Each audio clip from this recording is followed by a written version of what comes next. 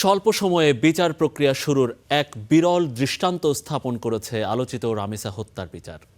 ধর্ষণ ও হত্যার মাত্র ৬ দিনের ব্যবধানে আদালতে জমা দেওয়া হয়েছে মামলার চার্জশিট।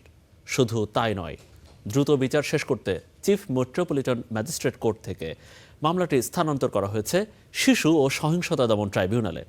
সেখানে অভিযোগ গঠনের শুনানি হবে। আসছে ১ জুন। ৭ বছরের ছোট্ট রামিসার এই হাসি আজ শুধুই স্মৃতি। তার উপর পাশবিক নির্যাতন ও হত্যার ঘটনায় ক্ষোভে উত্তাল পুরো বাংলাদেশ।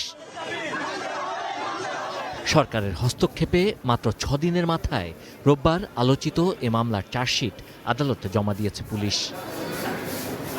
ময়নাতদন্ত, ডিএনএ, ভিসেরা, আদালতে দেয়া আসামি সোহেল রানার জবানবন্দি ও নানা তথ্য উপাত্ত সহ বেলা ৩:৩০ নাগাদ ৪৭ পৃষ্ঠার চার্জশিট আদালতে জমা দেন মামলার তদন্ত কর্মকর্তা। এই মামলার মূল অভিযুক্ত সোহেল রানা ও তার স্ত্রী স্বপ্না আক্তারকে কড়া নিরাপত্তার মধ্য দিয়ে আদালতে নিয়ে আসা হয়। বিকেল ৪টার পর আদালত চার্জ গ্রহণ করে আগামী ১ জুন শুনানির পরবর্তী তারিখ ধার্য করেন। ১/৬/২৬ তারিখ থেকে এই মামলার বিচারিক কার্যক্রম শুরু হবে। ১ নম্বর আসামি সোহেল রানা, সে দর্শন করে এবং দর্শনের ফলে তার অন্যবিধ কার্যকলাপের জন্য, যেমন তার হাত গলা কেটে ফেলেছে, এবং তার স্ত্রী স্বপ্না আক্তার, স্বপ্না খাতুন, সে যেহেতু তাকে এই কর্মের জন্য সহযোগিতা করেছে, তার বিরুদ্ধেও এই ৩০ ধারায় সেখানে সম্পৃক্ত করা হয়েছে। সরকারের হস্তক্ষেপে ও স্বল্প সময়ে বিচারের এই উদ্যোগকে সাধুবাদ জানিয়েছে রামিসার স্বজনরা।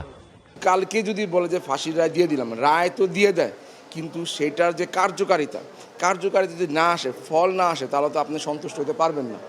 একসময় যে ঘর জুড়ে ছিল দুরন্ত শিশুর প্রাণচাঞ্চল্য, সেখানে এখন শুধুই হাহাকার। তাই ক্যামেরার সামনে কথা বলার মতো মানসিকতা নেই রামিসার পরিবারের। রামিসা আক্তার প্রথম শ্রেণীতে প্রথম স্থান।